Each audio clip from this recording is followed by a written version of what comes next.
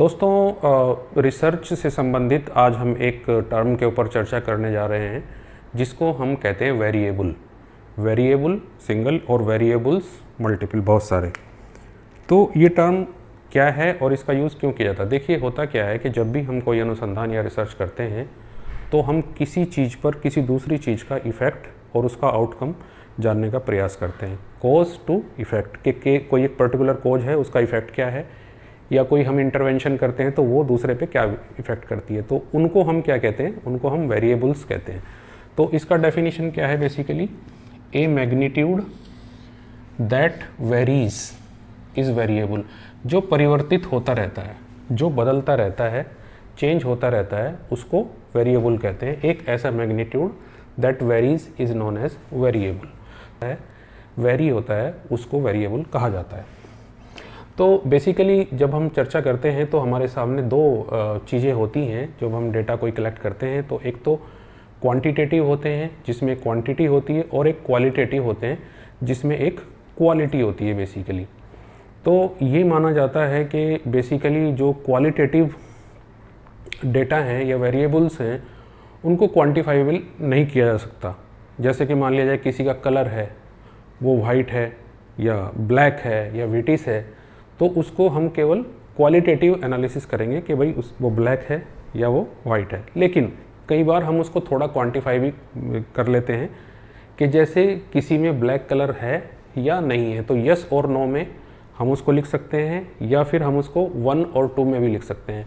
तो उस कंडीशन में वो जो क्वालिटेटिव है वेरिएबल, वो कई बार क्वांटिफाइबल भी हो जाता है। और जब हम 4 प्रकार के वेरिएबल्स की चर्चा करेंगे जिसमें नॉमिनल, ऑर्डिनल, इंटरवल और रेशो है, तो इसमें जो तो पहले नॉमिनल और ऑर्डिनल हैं, ये जो है क्वालिटेटिव डाटा में भी उपस्थित होते हैं। तो चलिए आइए सबसे पहले चर्चा करते हैं हम क्वांटिटेटिव वेरिएबल्स की। ऐसे वेरिएबल्स जो क्वांटिफाइबल हैं, जिनकी एक क्वांटिटी होती है, उनको हम क्वांटिटेटिव वेरिएबल्स कहते हैं। और ये बेसिकली 2 प्रकार के होते हैं, एक तो कॉन्टिन्यूअस और एक डिस्क्रीट। एक समझिए कि जो कॉन्टिन्यूअस है वो मेजरेबल है, उसको मेज़र किया जाता है बेसिकली। तो हम किसी चीज़ को 2 प्रकार से जो है क्वांटिटी निकाल सकते हैं उसकी। एक तो मेज़र करके, उसकी जो है माप करके, और दूसरा हम उसकी काउंट करके 1 2 3 4 ये कितनी काउंट है, और या उसको माप करके कि इतने सेंटीमीटर का है या ये है। तो इस प्रकार से 2 प्रकार से हम उसको मेज़र कर सकते हैं ऐसे क्वांटिटी को। तो जो कॉन्टिन्यूअस वेरिएबल्स होते हैं क्वांटिटेटिव, वो मेजरेबल होते हैं। जैसे वॉल्यूम है, जैसे हाइट है, जैसे एज है, ये मेजरेबल हैं। तो इसमें क्या है कि इसमें डेसिमल भी हो सकते हैं, यानी कि जो दशमलव का अंक है वो भी यहाँ आ सकता है। जैसे 1 है, 2 है, फिर 2.2 है, 3 है, 3.5 है, या 3.65 है। इस प्रकार से ये मेजरेबल वेरिएबल्स हैं जिनको मेज़र किया जाता है। दूसरा क्या है? डिस्क्रीट है। डिस्क्रीट का मतलब है जो काउंट किया जाता है जिनको।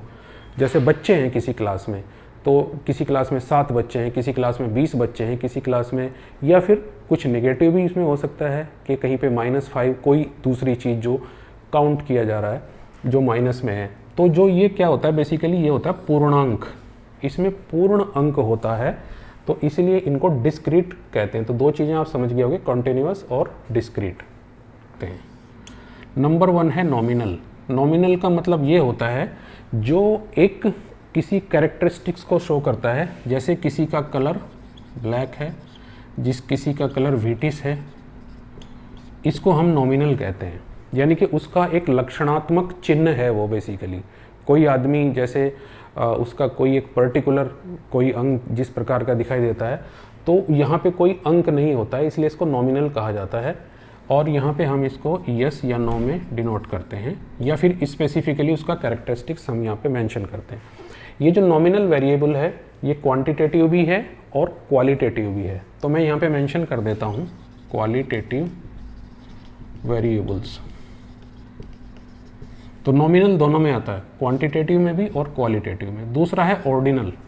ऑर्डिनल का मतलब होता है जिसमें एक ऑर्डर हो, जैसे 1, जैसे 2 3 4, ऐसे एक ऑर्डर में हो सकता है। तो ये ऑर्डिनल वेरिएबल्स होते हैं, और ये भी क्वालिटेटिव में हो सकते हैं। क्यों? क्योंकि यस के लिए हम 1 रख सकते हैं, नो के लिए हम 2 रख सकते हैं। तो इस प्रकार से ये जो नॉमिनल और ऑर्डिनल हैं ये क्वांटिटेटिव में भी हैं और क्वालिटेटिव में भी हैं। तीसरा जो वेरिएबल आता है उसको हम कहते हैं इंटरवल। इंटरवल का मतलब होता है 1 to 9, 10 to 19, इस प्रकार का एक अंतराल, एक इंटरवल या अंतराल, वो इंटरवल होगा।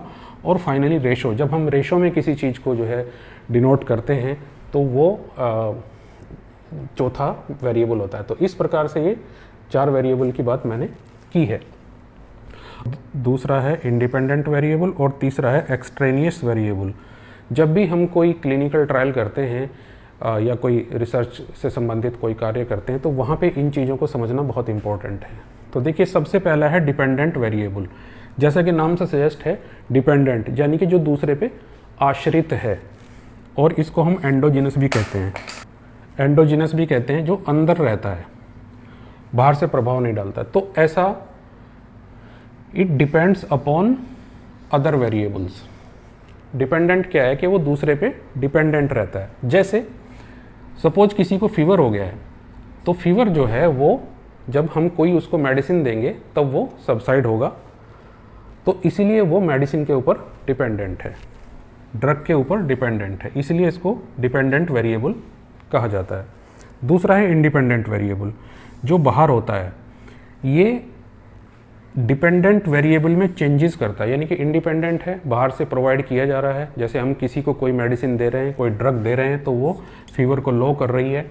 जैसे हम त्रिभुवन कीर्तिरस हमने किसी को दिया तो उसने फीवर को लो किया, तो ये क्या है, ये चेंज कर रहा है। ये इंडिपेंडेंट किस में चेंज कर रहा है, डिपेंडेंट में चेंज कर रहा है, फीवर को कम कर रहा है। तो इस प्रकार से ये डिपेंडेंट ना होकर के इंडिपेंडेंट है, एक्सोजिनस है, जो बाहर है, और ये चेंजेस करता है डिपेंडेंट वेरिएबल में, इसीलिए इसको इंडिपेंडेंट वेरिएबल कहते हैं। तो यहाँ पे हम डिपेंडेंट और इंडिपेंडेंट वेरिएबल्स का जो कॉजल रिलेशनशिप है उसी के आधार पर हाइपोथेसिस टेस्टिंग आगे होती है। अब इन दोनों के अतिरिक्त भी कई बार एक ऐसी चीज़ हो जाती है जो कि डिपेंडेंट वेरिएबल पे प्रभाव डाल देती है, लेकिन वो हमारी स्टडी का हिस्सा नहीं होती। हमारी स्टडी में हम केवल इंडिपेंडेंट वेरिएबल का डिपेंडेंट वेरिएबल के ऊपर प्रभाव जानना चाहते हैं, लेकिन कई बार ऐसी चीज़ें भी हो जाती हैं जो कि डिपेंडेंट वेरिएबल को प्रभावित कर देती हैं। तो हमें ये नहीं पता होता कि हमारा जो इंडिपेंडेंट वेरिएबल है वो काम कर रहा है या कोई दूसरा जो बीच में आ गया है वो काम कर रहा है। तो उसको क्या कहते हैं, हम एक्सट्रेनियस वेरिएबल कहते हैं। एक्सट्रेनियस वेरिएबल होता है जो affect the dependent variable but not part of study. ये हमारी स्टडी का पार्ट नहीं है, लेकिन फिर भी वो डिपेंडेंट को अफेक्ट कर रहा है।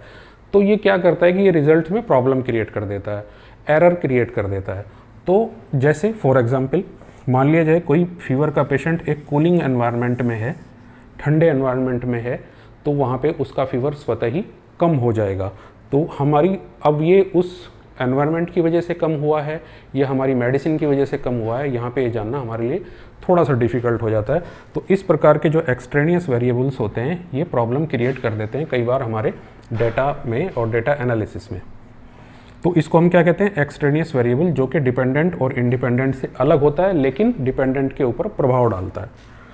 तो यदि हम एक क्लियर कट स्टडी चाहते हैं, इफेक्टिव स्टडी चाहते हैं, तो हमको इस एक्सट्रेनियस वेरिएबल को कंट्रोल करना पड़ेगा। हम चाहते हैं कि हमारी जो स्टडी है वो बहुत परफेक्ट हो और उसमें हम जो इंडिपेंडेंट और डिपेंडेंट का कॉजल रिलेशनशिप है वो भरपूर तरीके से जान पाएँ। तो हमें क्या करना पड़ेगा, हमको ये जो एक्सट्रेनियस वेरिएबल्स हैं, ऐसी सिचुएशन है, इनको कंट्रोल करना पड़ेगा, इनको इफेक्ट डालने से रोकना होगा। तो हमको क्या है, सारे पेशेंट्स को एक जैसे टेम्परेचर पे रखना पड़ेगा। ऐसा नहीं कि एक हीट में है और एक कूल में है। तो जब हम इसको कंट्रोल करते हैं तो यूनिफॉर्म टेम्परेचर रखा जाएगा। तो यहाँ पे क्या होगा, minimise the effect of extraneous variable. तो जब ये एक्सट्रेनियस वेरिएबल का इफेक्ट जो है वो मिनिमाइज कर देगा, समाप्त कर देगा, उसको हम कंट्रोल वेरिएबल कहते हैं। मतलब हमने उस वेरिएबल को, जो एक्सट्रेनियस वेरिएबल है, उसको कंट्रोल कर दिया है, उसमें कोई भी एम्बिगुइटी नहीं है।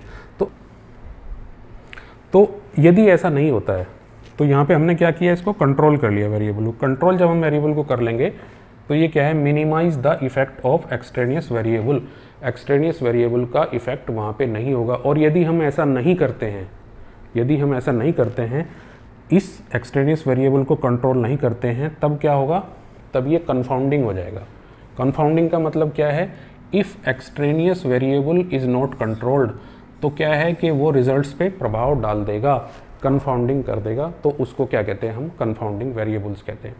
तो आशा है कि वेरिएबल्स के संदर्भ में आपकी ये सारी जो भी संशय है वो समाप्त हो गए होंगे। आप भरपूर अच्छी प्रकार से आप वेरिएबल्स को समझ गए होंगे। Thank you very much.